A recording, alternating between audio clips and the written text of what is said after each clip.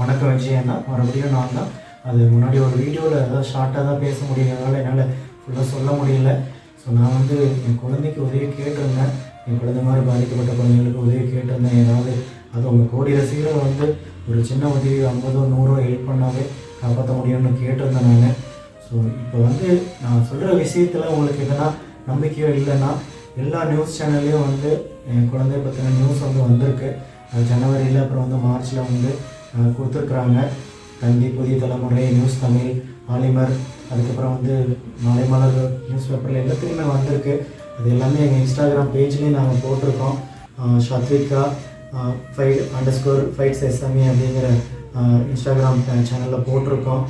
அதையும் உங்களுக்கு இன்னும் சந்தேகம் இருக்குது அப்படின்னு சொன்னால் உங்களோட ரசிகர் மன்ற தலைவர் யாராவது இங்கே ஒசூரில் இருக்காங்க அப்படின்னா தயவு செஞ்சு அவங்கள வந்து நீங்கள் பிரகாஷ் நகர் மெயின் 800 ஒசூரில் வந்து ரயில்வே ஸ்டேஷன் பக்கத்தில் தான் நாங்கள் தங்கியிருக்கோம். வாடகை வீட்டில் தங்கியிருக்கேன்.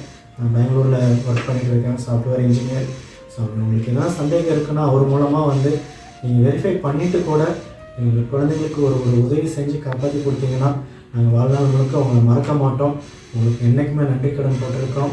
ஸோ நான் வந்து உங்களுக்கு எப்பயுமே ஒரு நல்லது நடக்கணும் அப்படின்னு சொல்லி வேண்டிக்கிட்டே இருப்பேன் கடவுள்கிட்ட.